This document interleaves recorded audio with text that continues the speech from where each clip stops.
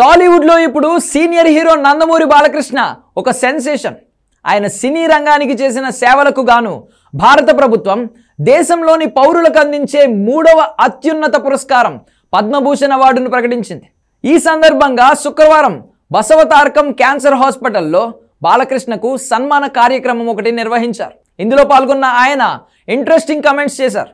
Cinema పరిశ్రమలో 50 ఏళ్లు పూర్తి చేసుకుని 3వసారి గెలుపొందిన ఈ సమయంలో ఇలాంటి పురస్కారానికి ఎంపిక కావడం తనకు ప్రత్యేకంగా ఉందని కమెంట్స్ చేశారు బాలయ్య. క్రమశిక్షణ పట్టుదలతో మన బాధ్యతను మనం నిర్వర్తించాలని, అవార్డుల కోసం కాదన్నారు.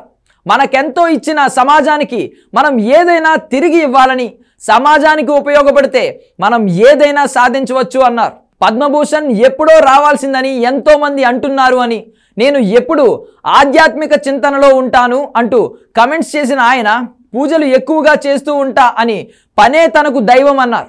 ఇక తన తండ్రి స్వర్గీయ ఎన్టీఆర్ 100వ జయంతి ఇటీవలే పూర్తయిందని, ఆయన నటించిన మన దేశం విడుదలై 75 సంవత్సరాలు పూర్తి కావడం, ఇండస్ట్రీలో తాను 50 ఏళ్లు పూర్తి చేసుకోవడం, 3వసారి ఎమ్మెల్యేగా గెలవడం, విడుదలైన 4 చిత్రాలు సూపర్ హిట్స్ కావడం, ఇవన్నీ వచ్చిన సందర్భంగా పద్మభూషణ్ అవార్డు రావడం కూడా ఎంతో సంతోషంగా ఉందని బాలకృష్ణ కమెంట్స్ చేశారు. అందుకే అసలు ఏమీ ఆలస్యం కాలేదని, ఎంతోమంది నటీనటులు కొన్నేళ్ల పాటు లైమ్ లైట్లో ఉండి ఫేమ్ తగ్గగానే ట్రాక్ మార్చేస్తున్నారని, క్యారెక్టర్ ఆర్టిస్టులు లేదా వేరే పాత్రలు పోషిస్తూ ఉంటారని, కానీ ఆ కళామ తల్లి ఆశీస్సులు, తల్లిదండ్రుల దీవెనలతో తాను ఇన్ని ట్రాక్ రికార్డులతో మళ్ళీ తన సెకండ్ ఇన్నింగ్స్ మొదలు పెట్టానన్నారు బాలయ్య. ఈ పురస్కారం తనను వరించడంపై అభిమానులు, తెలుగు సినిమా ప్రేక్షకులు ఎంతో ఆనందంగా ఉన్నారని, ఇది తమకే వచ్చిందని భావిస్తున్నారు అంటూ బాలయ్య కమెంట్స్ చేశారు.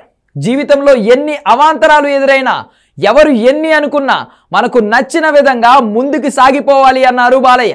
ఇక బసవతారకం క్యాన్సర్ హాస్పిటల్కి చైర్మన్గా బాధ్యతలు చేపట్టి త్వరలోనే 15 ఏళ్లు కంప్లీట్ అవుతుందని, అందుకు సంతోషంగా ఉందన్నారు. ఇక ప్రస్తుతం బాలకృష్ణ అఖండ సీక్వెల్లో నటిస్తున్నారు. ఈ సినిమా షూటింగ్ రీసెంట్గా ప్రయాగ్రాజ్లో జరగగా ప్రస్తుతం హైదరాబాద్లో కంప్లీట్ చేస్తున్నారు.